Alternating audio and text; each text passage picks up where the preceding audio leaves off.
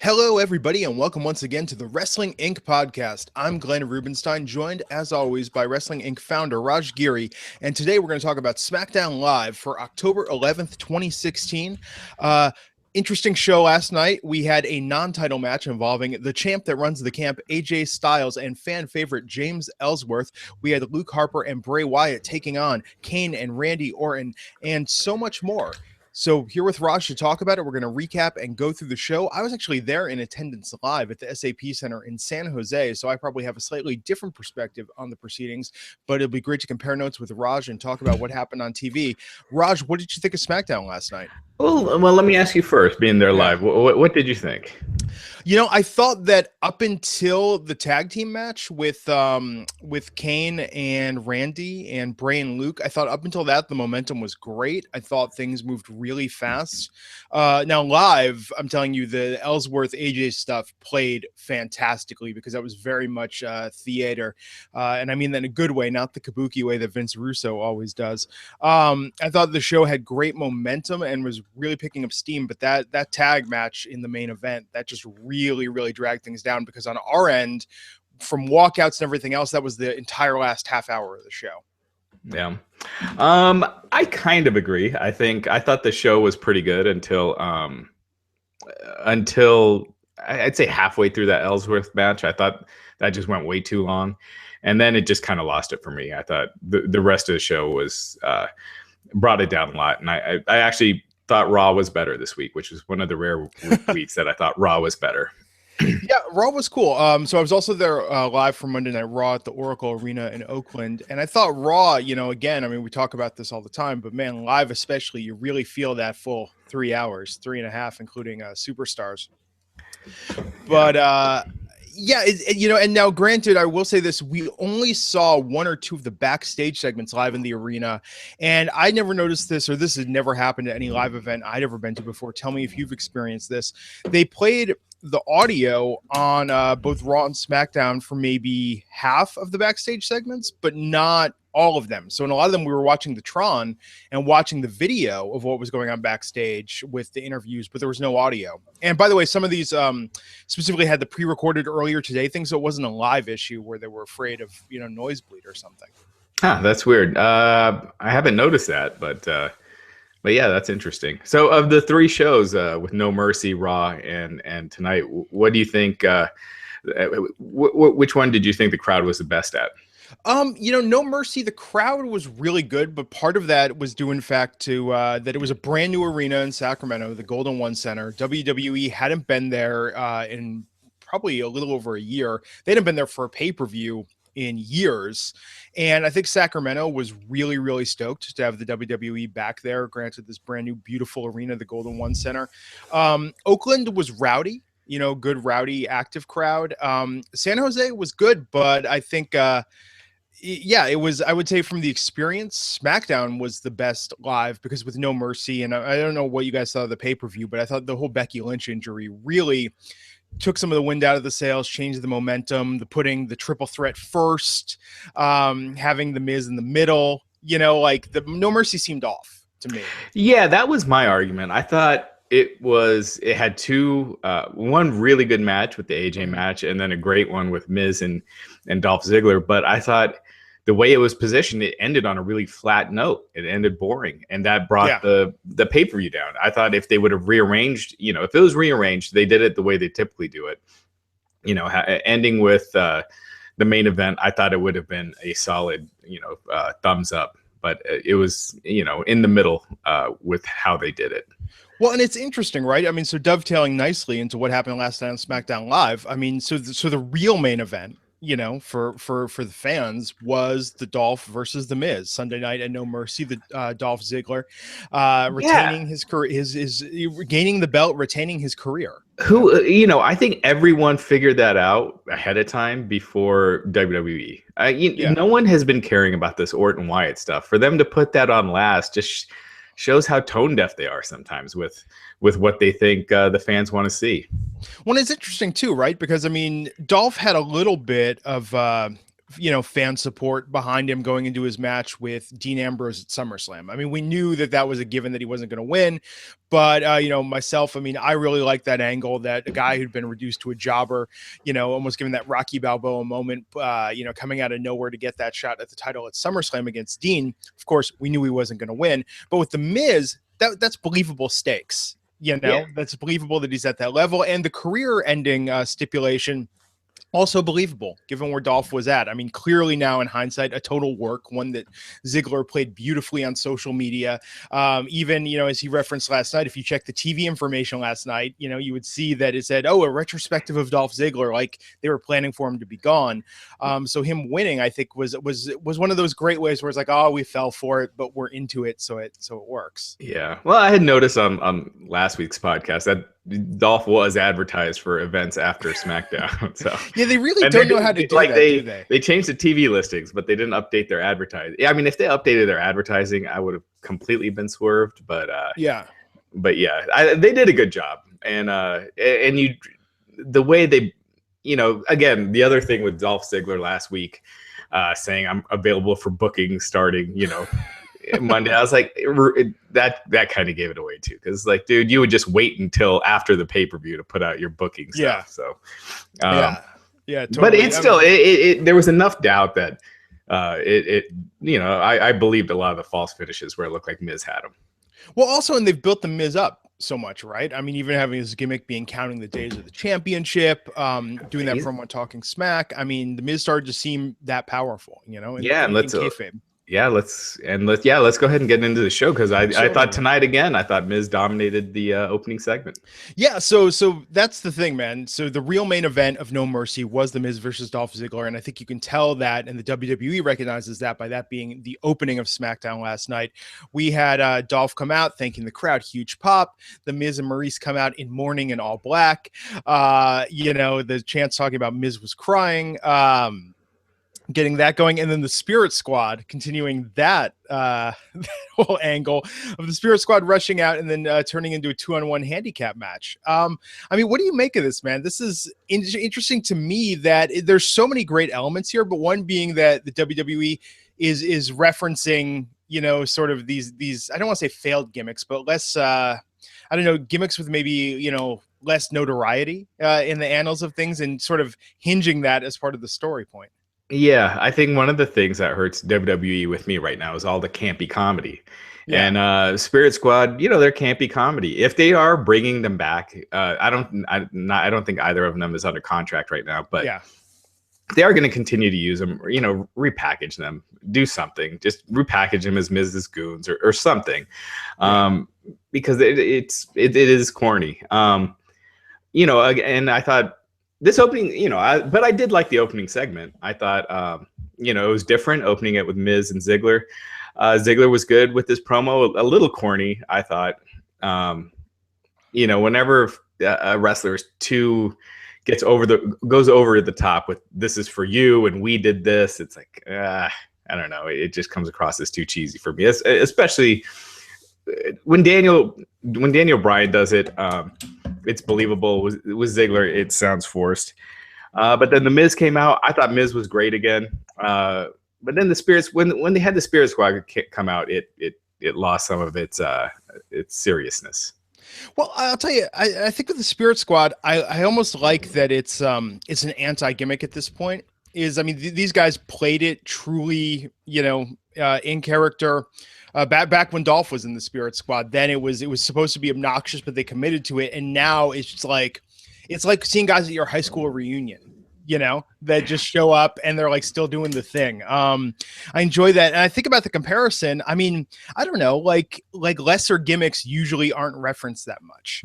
And this would be like during the Attitude Era, if they did an Austin retirement gimmick and started talking about the Ringmaster, or the Hollywood Blondes, it sort of seems like the past is the past often in kayfabe, but not brought up. Yeah, and also it looks like they're setting up a 6-man with Miz and the Spirit Squad against Slater, Rhino, and Ziggler. If you're doing that, give the Spirit Squad a win against somebody. You have enough, jobber tag teams that you could do that, but. Yeah. Why do we want to see a 6-man tag with a team that's lost, that gets humiliated every time they're out there? I could see the Spirit Squad easily going into the tag picture. One thing I noticed last night, when they taped Superstars after, we had Tyler Breeze minus Fandango, and no mention of Breezango at all. And I know the WWE posted that video online where they had backstage Tyler looking for Fandango. I mean, I could see, given that we had to bring in the Headbangers for the last tag tournament, I mean, I could see the Spirit Squad being used in that capacity as just like toss them in a tag match. Yeah, I mean, I think Ken Doane looks good.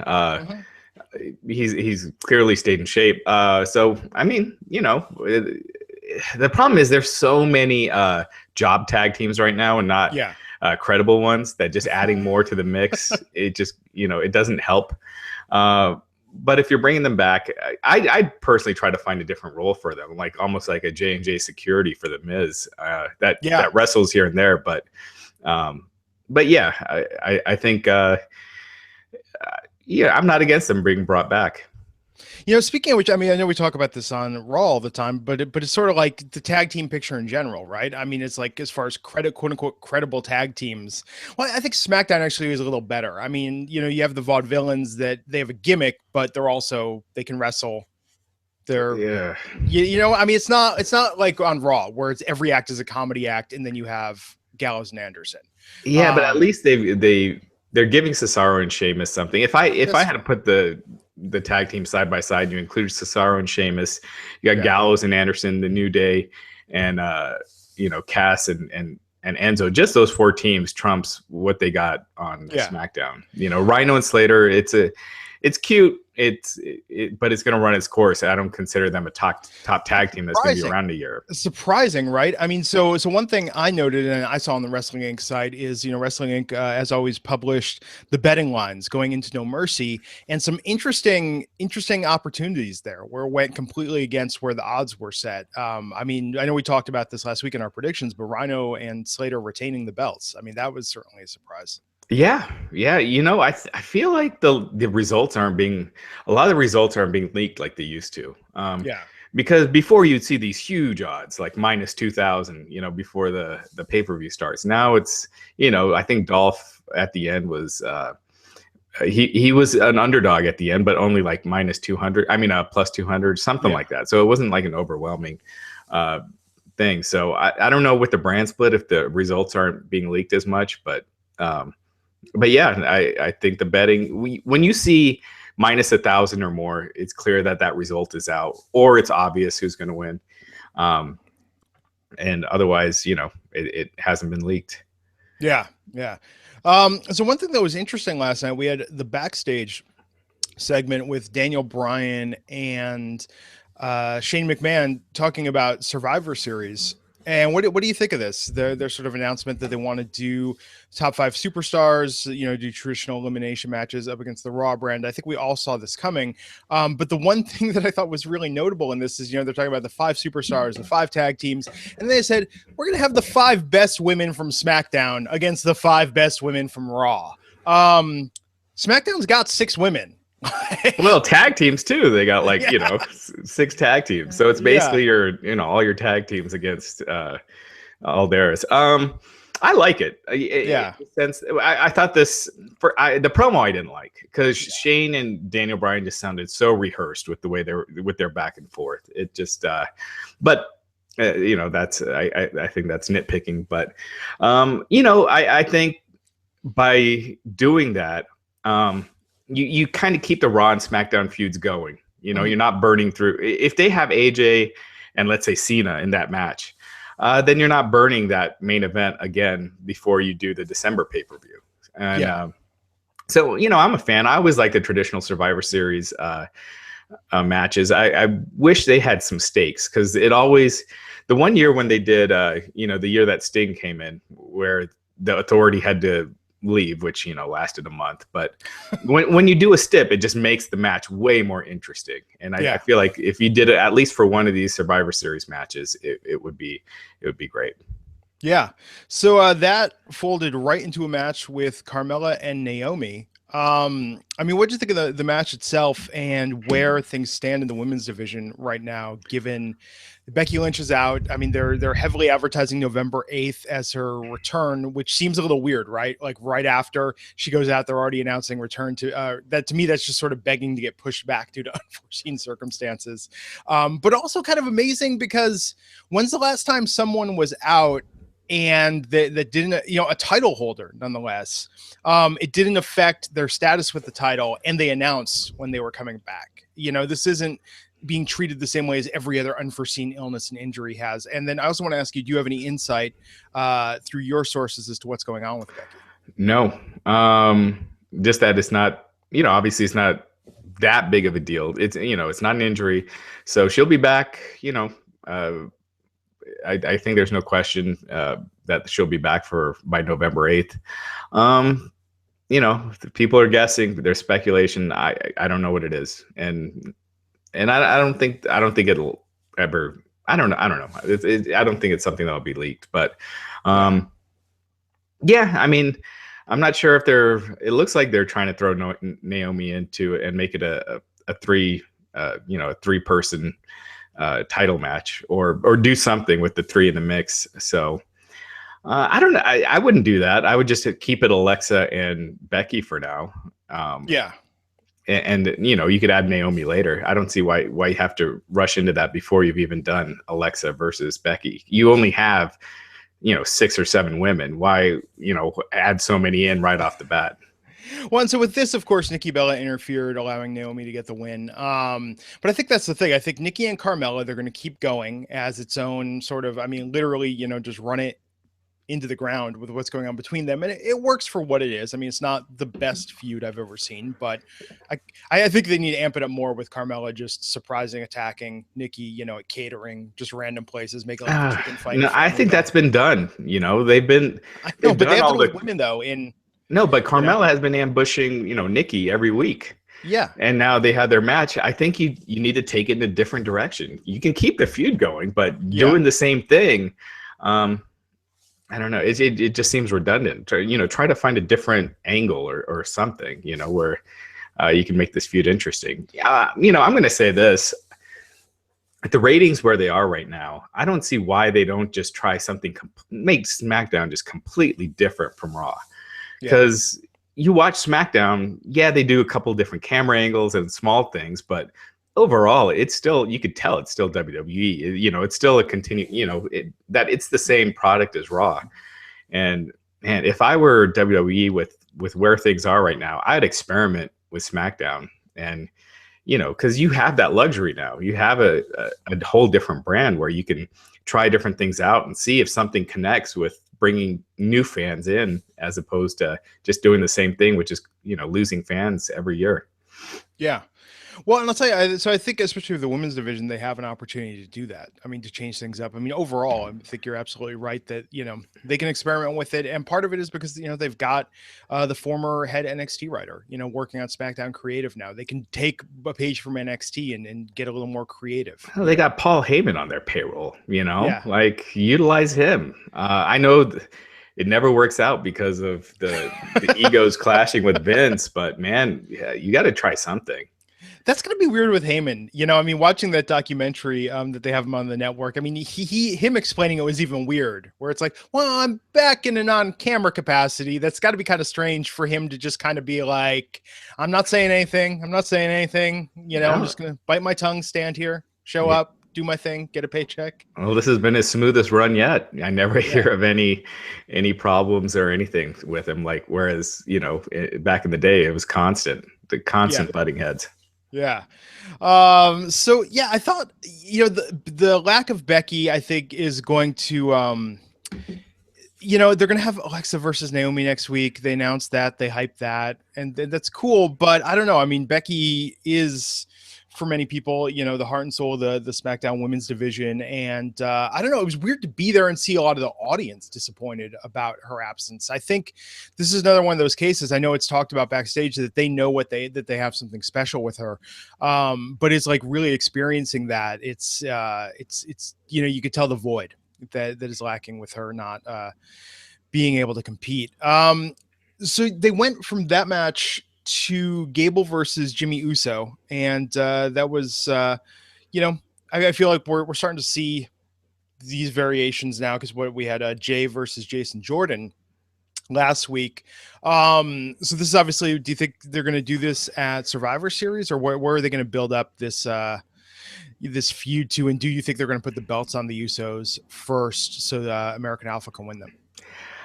I don't know. I don't even know if American Alpha should win them yet.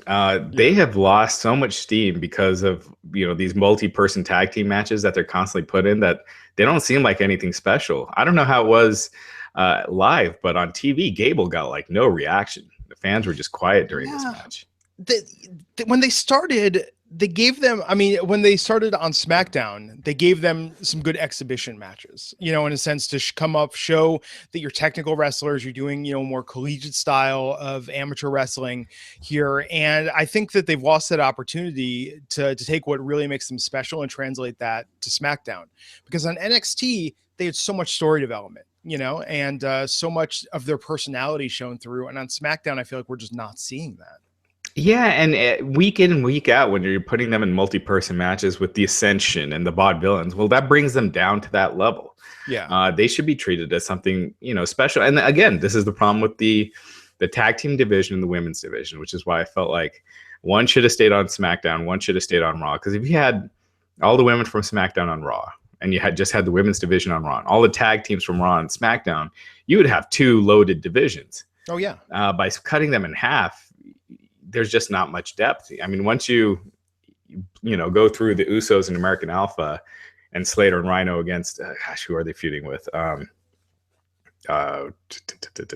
Slater and Rhino, the Spirit Squad now? I guess, yeah. I guess it's still the Usos. So you mix and match. You can only mix and match those three teams for so long, and there's really no one else really coming up unless you bring up the Revival.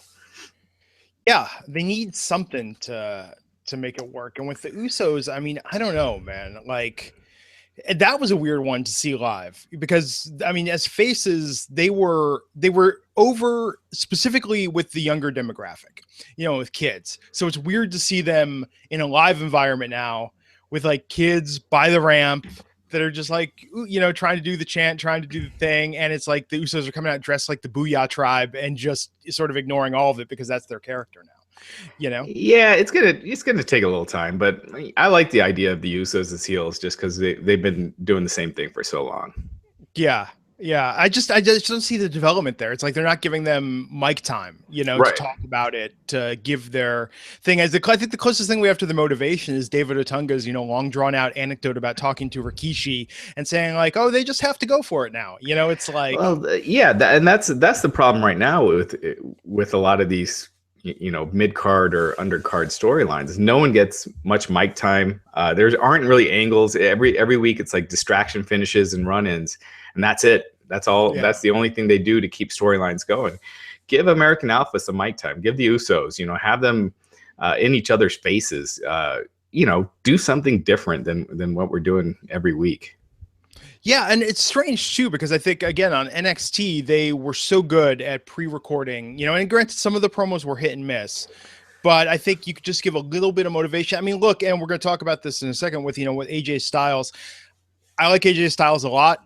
Just take 60 seconds from AJ Styles' mic time each week, because I feel like he's running some of this into the ground. He comes out, he does a speech. I beat up John Cena.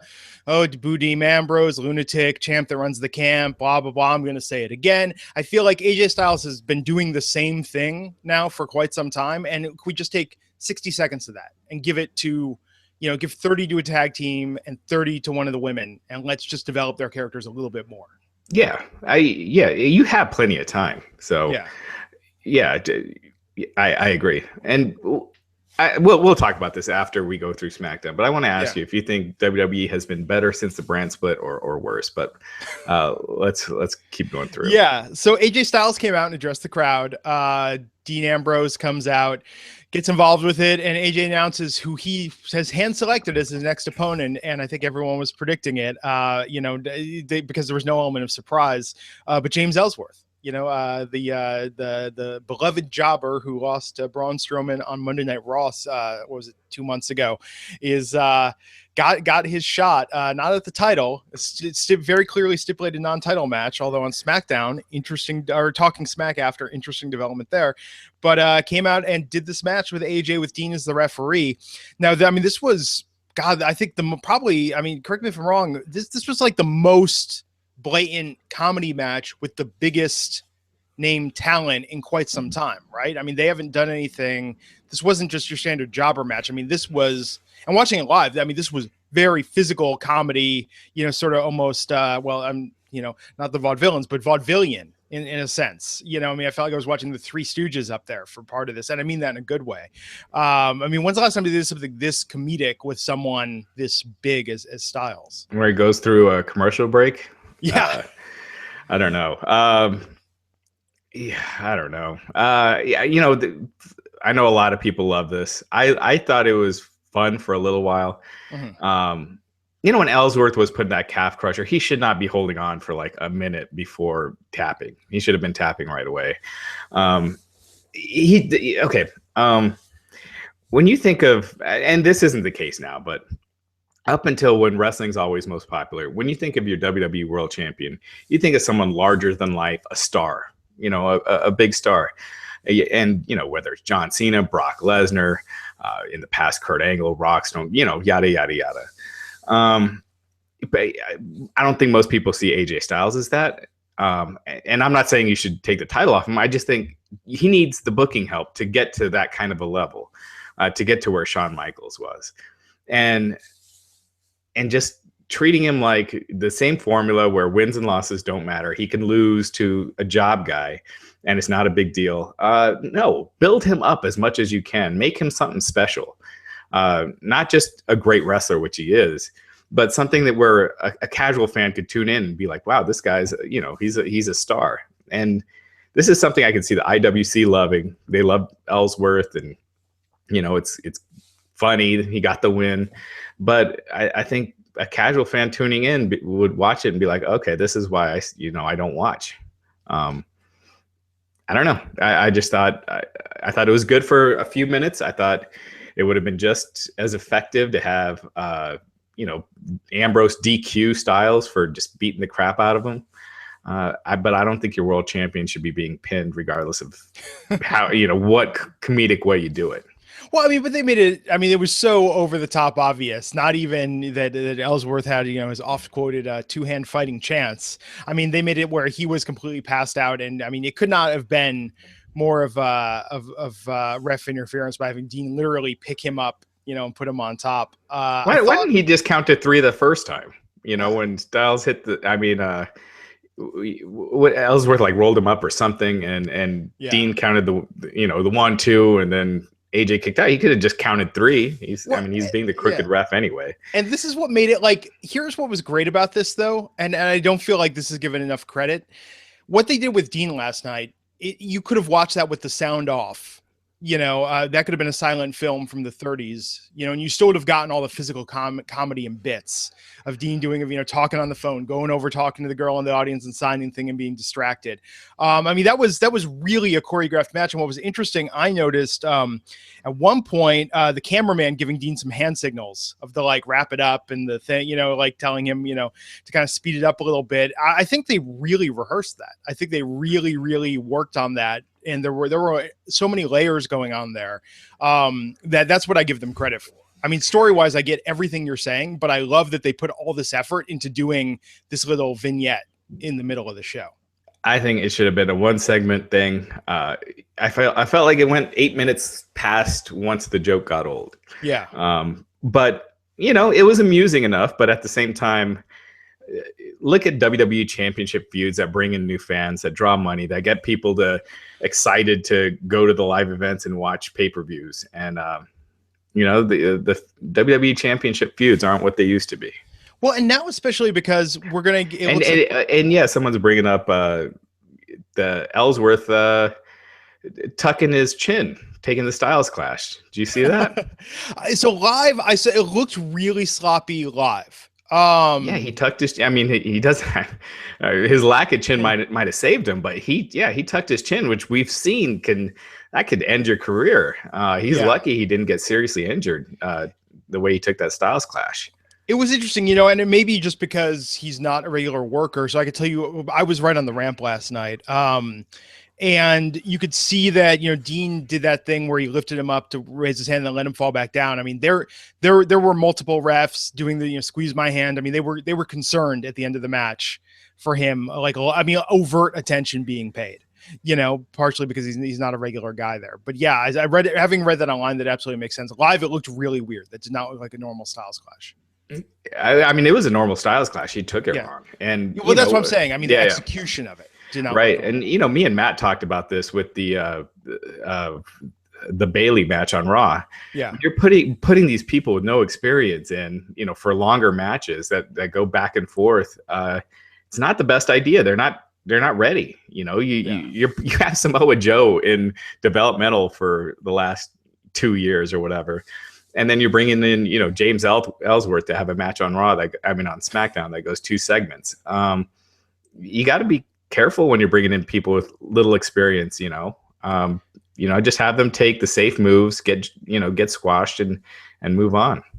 Well, and it's interesting too, because so on Talking Smack, they announced that next week we're going to see James Ellsworth versus AJ Styles in a title match.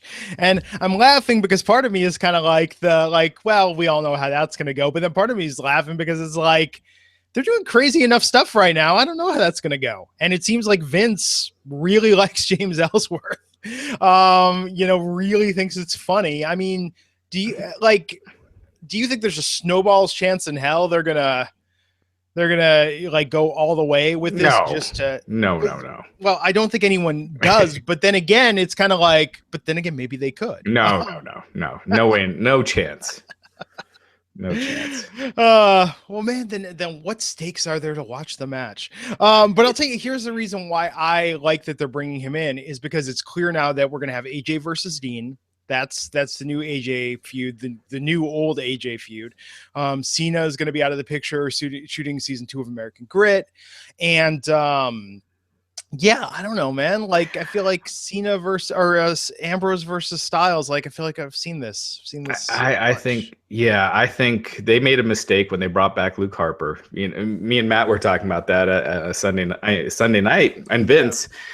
We thought, you know, the way it was being set up was Luke was going to turn on Bray. You know, really, they should have had Luke turn on Bray. Randy Orton wins that. You put Randy Orton in a feud with AJ. Yeah. You get Bray Wyatt feuding with Luke Harper, and you know, AJ and Randy Orton doesn't necessarily excite me, but excites me more than with Dean again. Yes, just Dean and Styles just feels like it's been going on forever, even though it really hasn't been that long, but they haven't found the right twists and turns to make it engaging. Yeah, I don't know, man. I mean, I don't know. It's like, or even now the Miz is free, you know? I mean, I don't know if they're probably going to keep him with Dolph, but I mean, anything to kind of change things up a bit. So with the Ellsworth thing, yeah, it's comedy, but the question is how much will that carry them? And again, it being overtly comedic. I mean, overtly comedic with the main guy, you know, literally the champ that runs the camp, as he prefers to be addressed. I mean, I don't know. Like, I don't feel like it's been a while. It's been a while since an angle this overt. So I don't know. Yeah, he's not going to win next week, but last night I liked how they did it, and I think frustrated AJ in my mind is at least that's funny. Like AJ just coming out and doing his normal heel thing. It's like, you know, the crowd's behind him. He has to start doing that thing. Like, you know, he has to do the cheap heat to get people to treat him like a heel, it seems, because he is so likable. And I think him frustrated at least is entertaining. Yeah. I mean, I like AJ. I think he's doing great.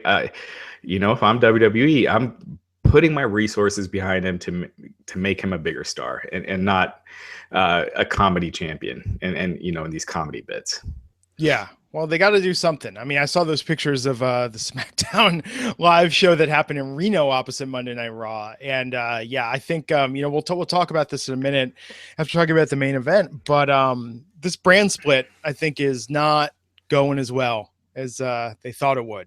On multiple levels. They're rushing certain things that they should have waited to you know, see if if if the individual brands get hot, then you really start doing the separate pay-per-views and stuff like that. Just not right off the bat when you don't have enough data to gauge what the interest is. Well, especially doing a live show against Monday Night Raw. It's like people go out to see wrestling on Monday night, because it's Raw and that's the only night Raw tapes. It makes sense in the sense that if they don't do a show, then they're on the road for no reason. They're just staying in their hotel room that night because they travel from Saturday to Tuesday. They're not going to go home Sunday night and then go back on Tuesday. So but the cost has to be a wash. I mean, looking at the attendance at that Reno show, I mean, that's got to be a break-even proposition at best. If they are breaking even, then at least the talent gets paid.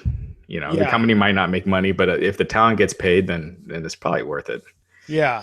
So we went to the main event last night again with the tag match. We had Kane and Randy Orton versus Luke Harper and Bray Wyatt.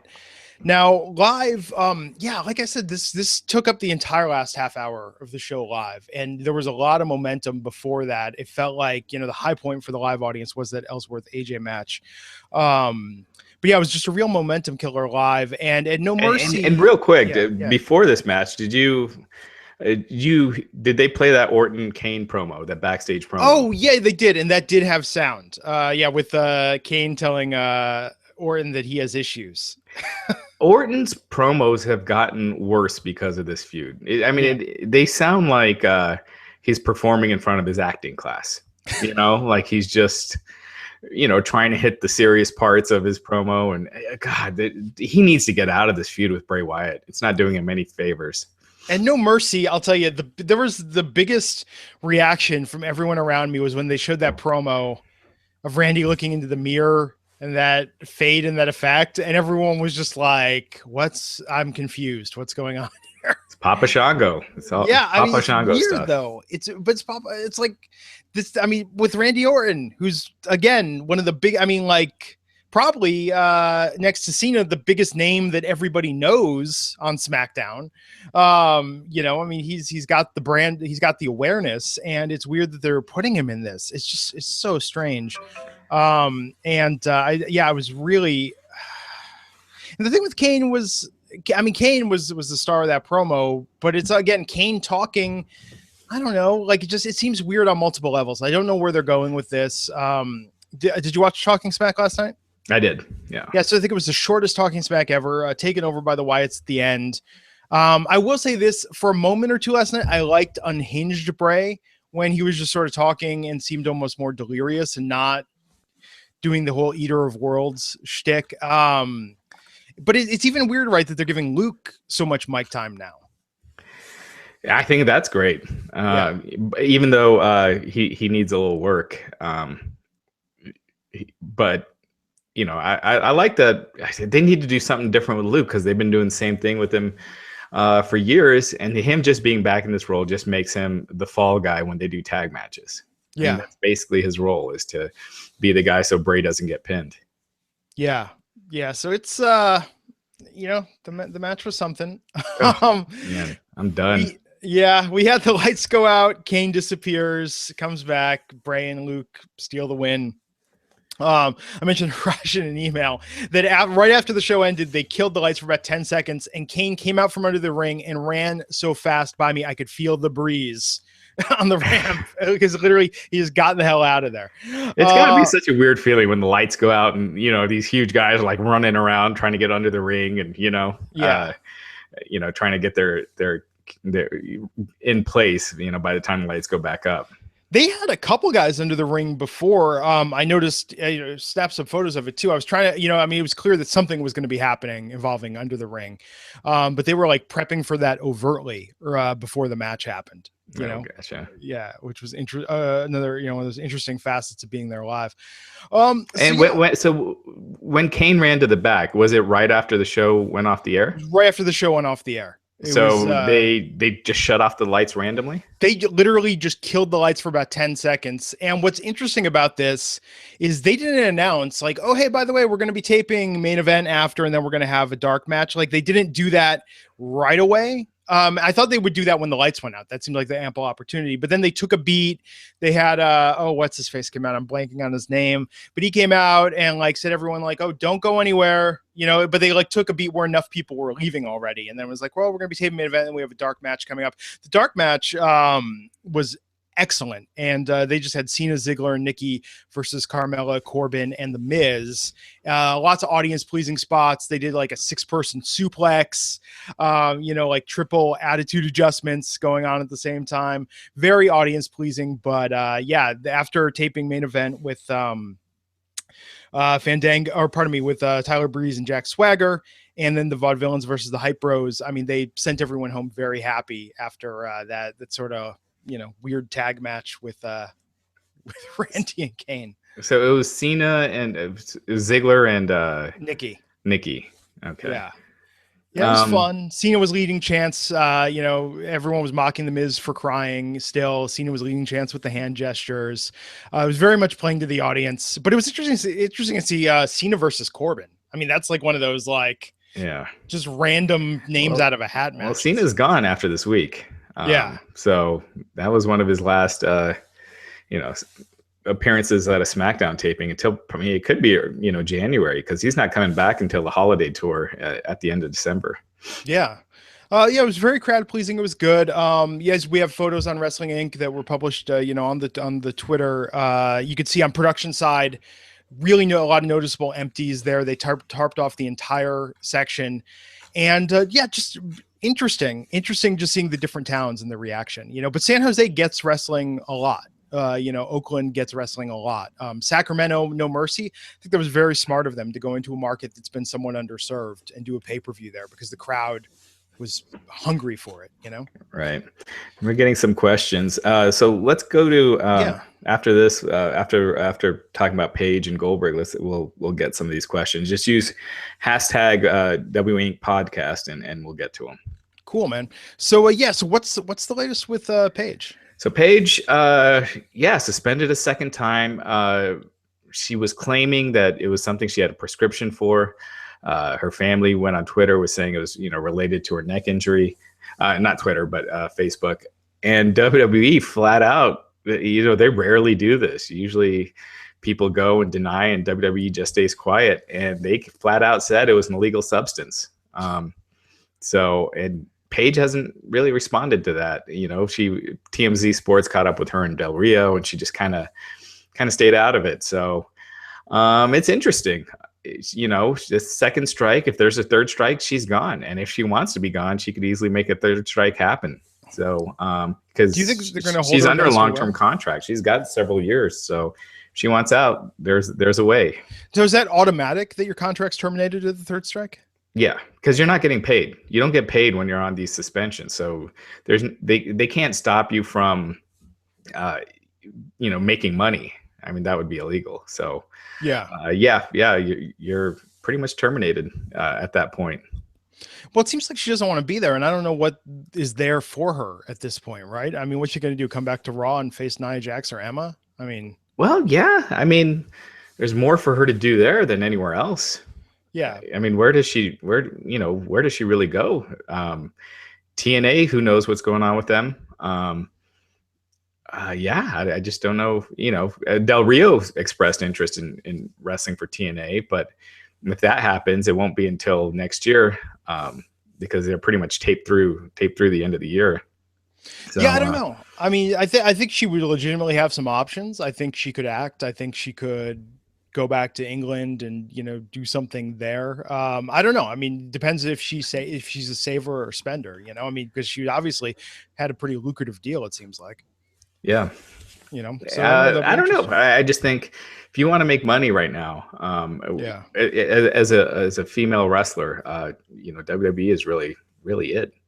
But it's interesting, though. I was talking about this with my wife when we were going to the events, and we were talking about what was up with Paige, and it just seemed like, you know, even before WrestleMania, right? I mean, she had the brief run in the match against Charlotte, but I mean, she's been out of the main women's storyline now for it's been about a year, right? Yeah, but that's not necessarily her fault. When she's out there, she's still one of the most popular people and gets a crowd reaction, you know? Yeah. So it's just WWE, they push like one or two women at a time. And if you're not, in those two that they're pushing, you kind of are off TV or just losing. So it's funny too. I mean, I know they don't want to put her on SmackDown because of Del Rio, but it's like, man, I mean, her versus Becky, like that would be like the most credible women's feud they could do to improve that. Because like with Alexa, even last night, like seeing Alexa's promo, like I think Alexa has got something and it could be developed, but I don't think it's there yet, Well, I mean, if she's getting surgery, regardless, you're not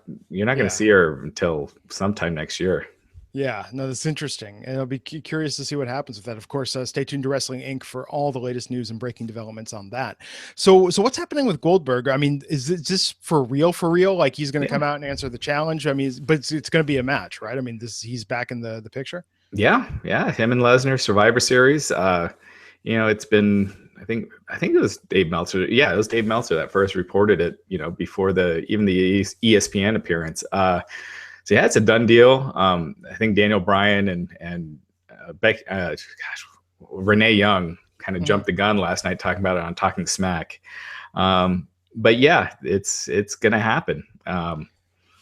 And I'm curious because I know you like a lot of the NXT stuff, and you're more in tune with the IWC in a lot of ways than I am, because I like big marquee matches like this. What are your thoughts on it? Well, so I think it makes me care about a Brock Lesnar match more than just like, okay, whose turn is it to go out and job to Lesnar? I mean, because with this, it's okay. And given Goldberg's history with it hits the right buttons, right? It's like we got the nostalgia factor, so I like it for that reason. But I also like it too because I think Lesnar and Goldberg do share, and this obviously has been talked about to death, but I mean it's like they have similarities in their career and the way they've been booked and presented. My question really is Survivor Series enough time for Bill Goldberg to get back in fighting shape to put on a credible match? To me, the longer buildup we have to this, the better match it's going to be. Yeah, I agree. And if it's a Survivor Series, this is going to be spear F5, spear suplex city, spear, and just sort of a paint by numbers match between the two of them, kind of like you're playing 2K17 and just spamming, signature moves. If they built this up to WrestleMania, I would be like, okay, this, maybe there'll be a rematch, who knows? But that's my tepidness and hesitation in reacting bigger for it, is just that it's like, oh, is this just going to be, we're going to get Goldberg in good enough shape to trot him out there and put on 5 minutes, Yeah. So we'll see. But I mean, and Brock Lesnar is booked for Raw a week from Monday. So not this coming. So Goldberg will be on this coming Monday's Raw, and Lesnar will be on the week after. Also kind of weird though. Although I guess, there's never a perfect time for this, but I mean, this is going to suck a lot of the oxygen out of the room with Raw in terms of, I mean, this is going to be the focus going in. I wonder if this is also, because I mean, this is a recent development. Of your sources told you that? I know it's talked about forever. And I think a couple months ago when the rumors were there on the IWC, everyone was like, oh, it won't happen for X, Y, and Z reason. But do you think that in a butterfly effect sort of way that, Finn Balor's injury, the lack of some serious main event drawing power on Raw is why this was sort of fast tracked? No, I think it has to do completely with the game. Yeah. And, it's just kind of, it's happened organically. I mean, they started talking around SummerSlam. So it was before Balor's injury. So gotcha. Yeah, it's just one of those things. Interesting when 2K17, when the game developers are able to influence the storyline, because the original word was that Goldberg was like, oh, I don't talk to WWE. The game people are always very clear about who we hire for these commercials and whatnot. We have a deal with them to license their thing. It's not going through WWE creative. I mean, this is when the story is written of this will be an interesting situation, I think, of how he was brought back into the fold through the video game appearance. Right. So let's take some questions, man. What do you like from the comments? All right. So let's see here. Someone's asking, who could we see winning the Royal Rumble this year? Do you think they're going to do it, treat it as an exhibition, or do you think they're going to, I mean, last year it was clearly they used it for storyline purposes. Do you think it's going to be storyline or exhibition this year? I mean, I think it'll be for the world title shot at WrestleMania. I don't see them doing it for a WWE Championship like they did last year. Yeah. So I'm guessing it'll be the winner, gets to, of their brand gets that title shot. It's weird. What are the potential big Mania matches? It's Triple H and Seth Rollins is probably one. Sure. I don't see them doing that one for the championship. Yeah. So then what match on Raw would be the title match? I mean, I guess you could do like Owens and Lesnar. But according to Meltzer, he's saying that Lesnar's pegged in for Shane McMahon. So, which, I mean, crazy. Like, I don't know, Shane versus Undertaker. Like, I really liked that match last year at WrestleMania. I love, the big spot in it. But yeah, it's a very strange time in wrestling right now. It seems like we're just hitting that point where some of the older big names they could call upon or bring out of retirement are now too old, and we're starting to feel that gap of the lack of big names. The lack of rabbits they could pull out of their hat. So I would if I think it's going to be too soon for Balor to come back. So, man, I don't know. What would be I guess the SmackDown match would, what I'm guessing is probably going to be Cena and Styles. And Cena, I mean, I don't see what else you could do. That's a WrestleMania match. And so the IWC, here's what they want to see. I mean, speaking on behalf of wrestling nerds everywhere, still keep Owens and Zayn apart from each other and have Zayn win the Rumble. Oh God. So No way. That's our WrestleMania match. Man. Maybe in 5 years when the guys can actually draw that as a WrestleMania event. I don't see them doing that. Yeah, I mean, I would actually be surprised to see Owens still champion going into WrestleMania. Yeah, I think he. Yeah, but I don't know. I just don't know who the other options are. I mean, they could bring up Nakamura. Would they fast track him to go to Mania that quick? I mean, they did for Balor. I mean, it's no clear path other than Rollins and Triple H, which I think is definitely going to happen. And I guess Lesnar and Shane. I just don't see. There's just no matches that you've been waiting to see that are finally going to happen. Well, I mean, maybe they'll do Roman. I mean, actually, I could easily see them doing Roman. Which is weird. I mean, that was being at WrestleMania in Dallas. I mean, that like very noticeable the amount of people leaving during Triple H versus Roman last year. And it's like, now I get you want to beat the traffic when you're in a dome with 100,000 other people, but I think that's the thing, man. It's like now people are going to watch just because it's WrestleMania, but I think that they just have to up the spectacle and get the buy rate there. And who are the names? I mean, I just don't think they have it. I mean, maybe Goldberg gets bit by the bug a little bit again and wants to stick around, and maybe we have Goldberg versus someone else because he could elevate, one of the current guys pretty easily. I mean, I don't know. We'll have to see how Goldberg fares with this one. I think, if he does well, why not? But with the Rumble, I would love it to be just an out of left field choice. I would love it to be, a guy like Neville or someone that they put, that they give a chance to, an opportunity with that. Because I think last year with Roman, they had a very clear objective in mind that they needed to, that was kind of the reestablishing of Roman Reigns, and like, let's try and give him a credible story to make it not seem like he's forced, even though we're forcing him through the story. But yeah, I would love to see one of those. I would love to see one of those Cinderella moments for a guy that's been ignored, but that probably won't happen, and it'll end up being, Chris Jericho or someone who doesn't need it. Yeah. Let's see what else we got here. What would be our ideal 5-on-5 Raw versus SmackDown match? Oh, that's a good question.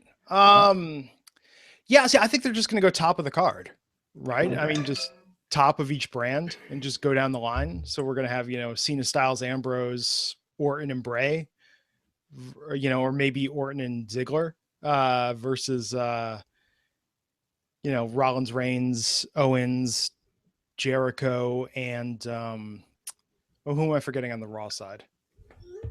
Rusev, Yeah, it'll be interesting to see because they usually don't like doing the the combo baby faces versus a combo heel. So I almost got to wonder if they'll have like the Raw heels against the SmackDown baby faces, and because John Cena is supposed to wrestle at Survivor Series.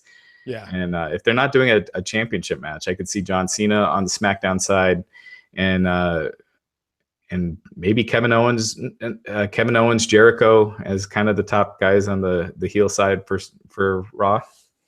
Yeah, I think it'll be interesting to see how they book that. So you think now with tying Ric Flair's record off the table at the moment, do you think they do that with Cena at Survivor Series, or do you think that's something they wait for the Rumble or Mania?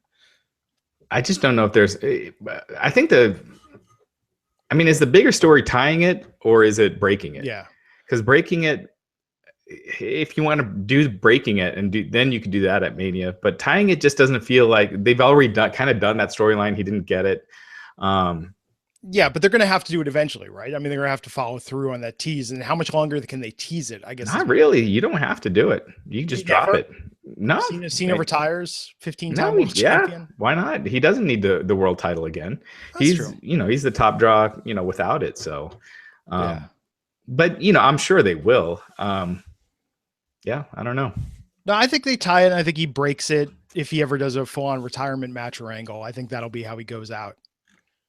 Yeah, we'll see. I'm sure. My guess would be that he breaks it, but by Mania, I don't see him challenging to break the record at Mania because I don't think there's enough time to do him winning it, losing it, and then going for it again. Yeah, I think it also depends just on if they get desperate. I think that's a rabbit that they have on reserve to pull out of their hat, in case of emergency. Right. Tie the record. Cool, man. Anything else? No, I think that's it. Cool. I want to thank everyone for joining us once again on the Wrestling Inc. podcast. This was us discussing SmackDown Live for October 11th, 2016. Of course, now we will be back on Monday to talk about Monday Night. Sorry. One more thing. One last thing we forgot to get to. Yeah. Do you think WWE has been better since the brand split? Yeah. In some ways, yes. In other ways, no.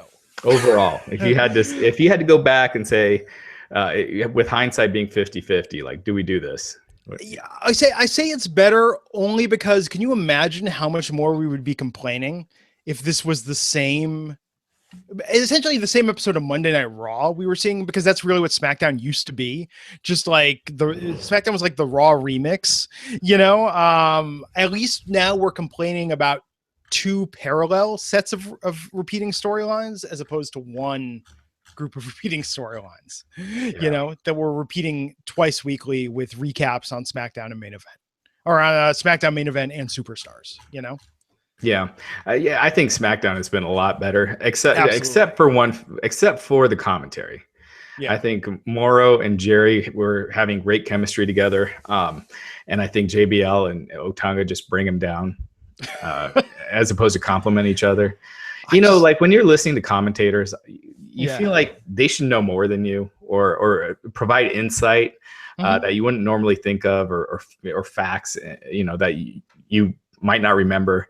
And Morrow does that. David Otunga, obviously super intelligent guy, but everything he says is you're just like, it's like, well, that was crazy, or well, that was a big move. There's no insight. If you're there, you should, if you don't have any insight, like if you're like a Jesse the Body, you should be at least entertaining as hell, or bring up a valid point or an argument. The JBL and Otunga, man, those guys. Yeah. Anyway. Or use Otunga as the gateway, right? Have him literally just be the guy who doesn't know as much and ask questions that prompt JBL or Morrow to give that bit of information. You shouldn't have a wrestler on there doing that. Yeah. For someone who's actually wrestled, they shouldn't be the guy that doesn't know what's going on.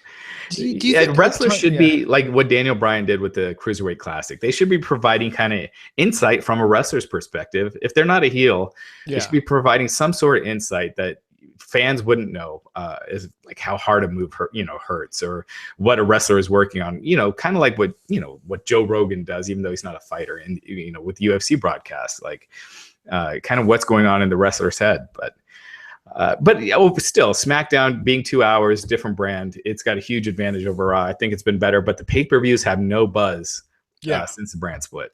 Well, yeah, it's. I mean, the pay-per-views don't even have like a takeover buzz to them, Right. which is odd. So I think that SmackDown, SmackDown is a very tight show about a wrestling company, and I really like that and appreciate about it. And Talking Smack is fantastic. I mean, absolutely one of the best things WWE has come up with in quite some time. I don't know how Raw competes with that at this point because they're locked into that 3-hour time slot. But I will say this, the strength of Raw's commentary really makes that 3 hours a lot more bearable. Without Corey Graves, I don't know how we would get through that quite as happily. Yeah, I agree.